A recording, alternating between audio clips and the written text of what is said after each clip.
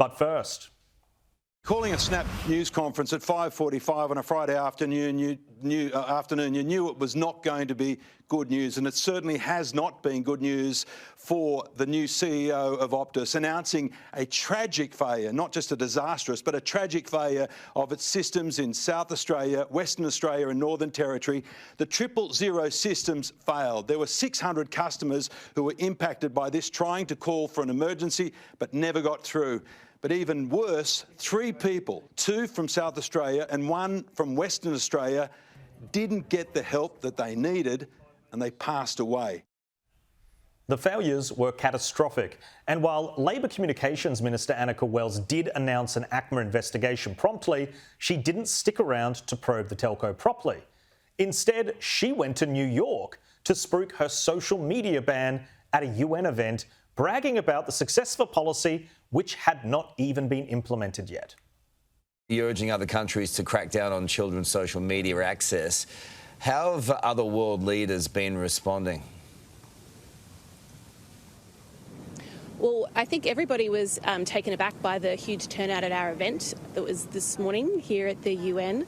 We had the President of the EU, the European Commission, Ursula von der Leyen. We had the President of the Prime Minister of Greece, Prime Minister of Malta, Prime Ministers of Fiji and Tonga all join us. A number of other ministers and my counterparts from different countries, all very interested and supportive and wanting to know. I mean, they're grateful, I think, that we're the first, but Australia has always led the way on online safety. We were the first to introduce the eSafety Commission 10 years ago, and now we're the first to introduce world-leading laws to restrict kids' social media accounts until the age of 16. Australians are dead because of systemic failures in our communications sector. But instead of cancelling her trip to New York to do a victory lap, she left the country. And of course, there were more 000 outages. Joining me this week to discuss is Managing Editor at The Australian, Darren Davidson, and Sky News contributor, Kel Richards, joining me here on the desk. Welcome back to the show, as always, Kel. This, to me, I think is a massive misstep. There's not only the optics, I think, of leaving the country, but when this happened, and we had multiple Australians, including a child, dying linked to this 000 outage, you would think that the communications minister would be in non-stop meetings trying to figure out how it happened, getting assurances. Instead, within a few days, she's off to New York to spruik this policy, the social media ban, go to attending these dinners. It's all over her social media, you know, just not a care in the world in the way that she is pushing forward the success of this policy that hasn't even been tested. Two quick thoughts. The first is she shouldn't be doing that, the promotion of this policy of hers, now. She should do it in 12 months' time when the bugs have been ironed out and all the falling over, which will happen in the first 12 months, is over. Then go and say, hey, it works, we've done it. But not now. It's far too soon. The second thing is this looks like a Scott Morrison on holidays in Hawaii moment. The first task of any government is the safety of its people. That means the emergency service must always be up and running and must be solid. Now, she can't personally do anything to firm it, but if she's here breathing down the necks of her staff, and if she's constantly in the media telling Optus to get their act together, she would have put pressure on them and she would have done her job. And as you said, it's all about the optics, as commentators like you like the word. It means how it looks. And it looks bad. Yeah, it's also, I mean, we've got to get the basics right. And, you know, I think, Darren, the act of wanting to keep kids safe on the internet, it's noble in a lot of the pursuits. And I've got my thoughts on the problems with the legislation. I do think there are going to be massive issues, but no one would contest that it's not noble in its pursuit. But you've got to get the basics right. And a fundamental part of having a society that's functioning properly is having an emergency service and a 000 function that actually works properly. It is a part of her portfolio from communications. She's copping a lot of heat over this. What do you make of the decision to leave the country? And then obviously the outages have happened again. Bad decision, and the fact that the outages have happened again just validates that it was a very poor example of leadership to leave the country, go to the other side of the world in a different time zone on effectively, I think as you said, a victory parade for a policy that hasn't even been actually implemented yet. Yep, as you said, very noble, It's fantastic that Australia's taken the lead on this really critical, important issue that civilization is facing around social media and children.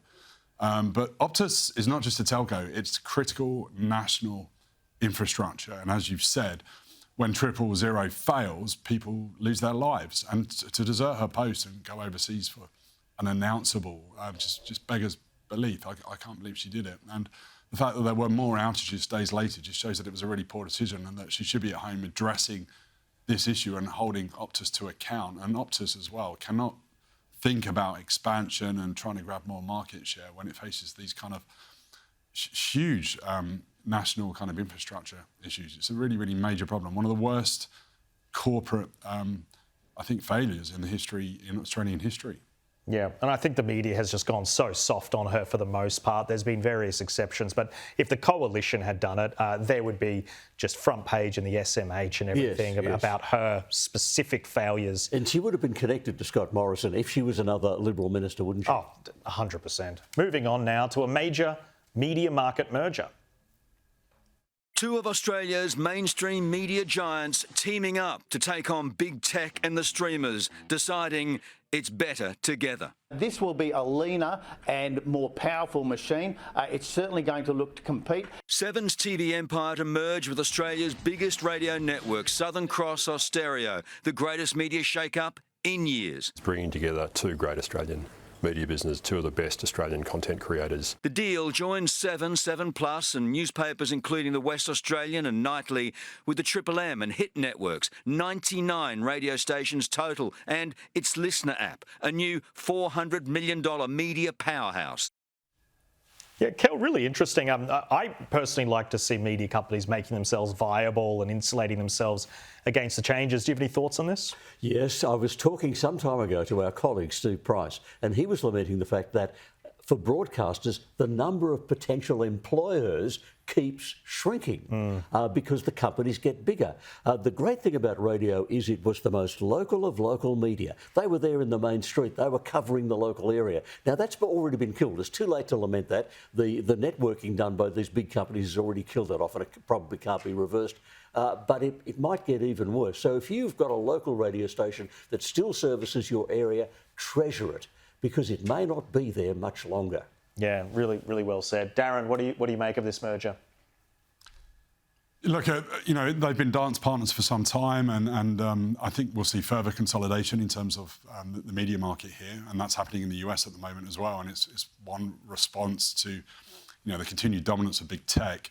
You have to have scale to compete now, and particularly in the age of generative AI, whoever controls content and news and sport and entertainment controls the fuel that powers things like ChatGPT.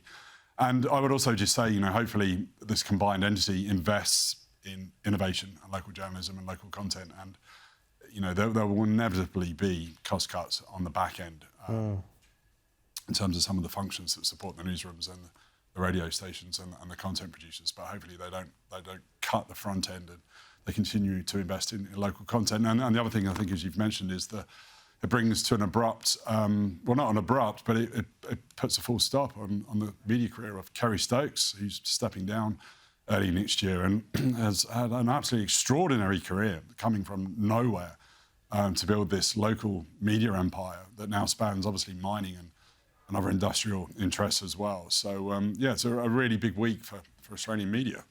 Yeah, well said.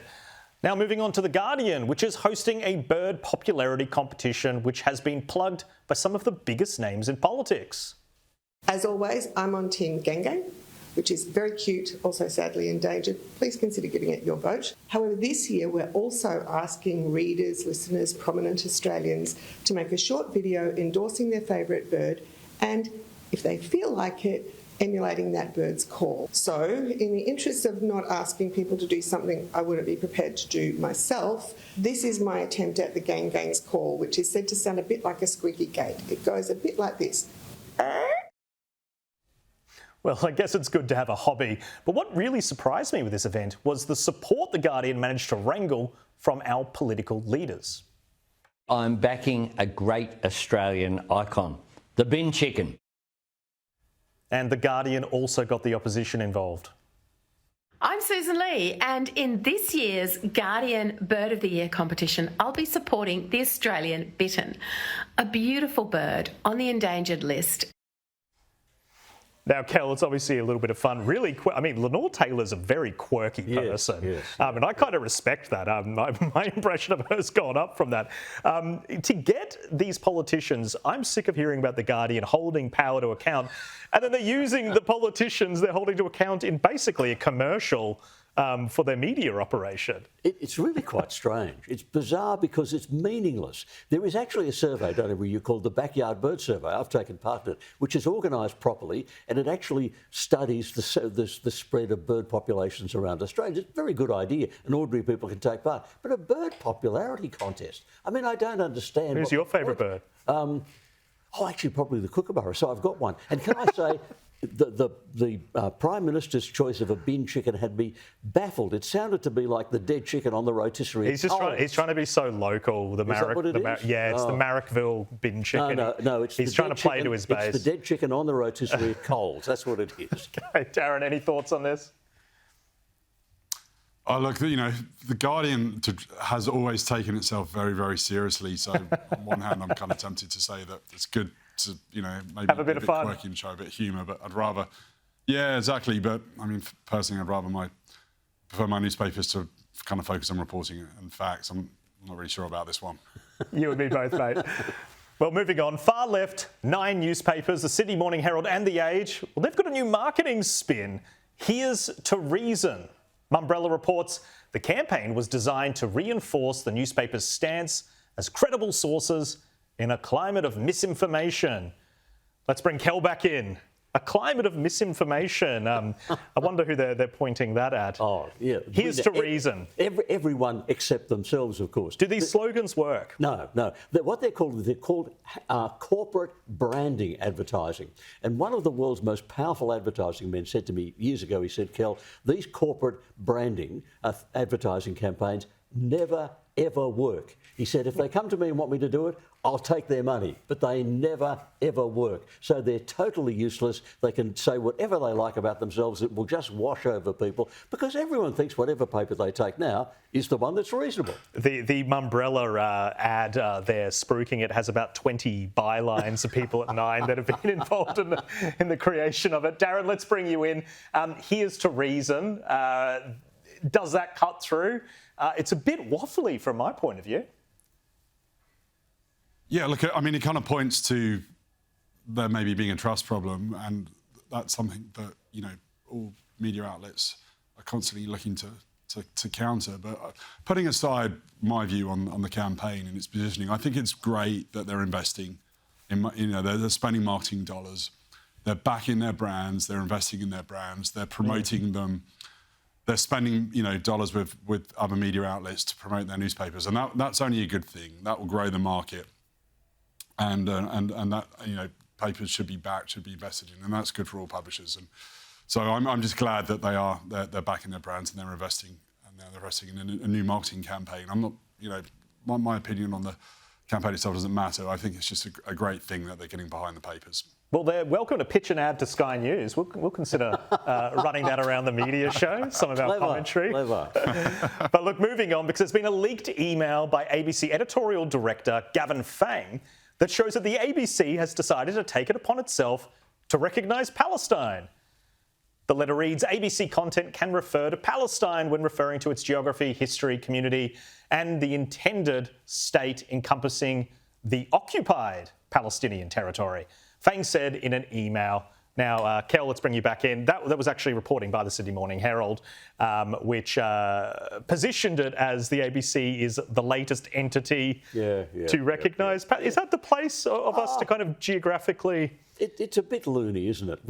They know, that, just as Albanese knows and Keith Starmer knows and everyone knows, there is no state of Palestine at the moment. So there's nothing to actually recognise or to acknowledge. And they talk about geography. Yeah. One of these days there'll be meetings and negotiations about when the borders are. At the moment, there's no real geography. There's nothing. It's not a state. It's just nonsense. Well, bit awkward for Albanese before he recognised the state, because a few hours before, Hamas leadership were executing its own people that they thought was spies. After he did it, they thanked him and said, this is really wonderful. Oh, And they've also announced, look, no one recognised this before October 7th, 2023, which makes it look like a really horrible exercise. Why the ABC wants to jump on that cart, I cannot imagine. Yeah, interesting. Darren, do you have an opinion on this? I do, yeah. I think recognition of statehood is a matter for government, not the newsroom, certainly not taxpayer-funded newsroom. I think, setting terminology on these kind of contested issues just risks eroding public trust in its journalism and journalism more generally. And, the ABC should stick to the facts and be neutral, not activist in its reporting on any issue, but particularly this one, I think, given how contested it is, as we've seen today with potential marches and protests happening. Darren Davidson, Kel Richards, thank you so much for joining us.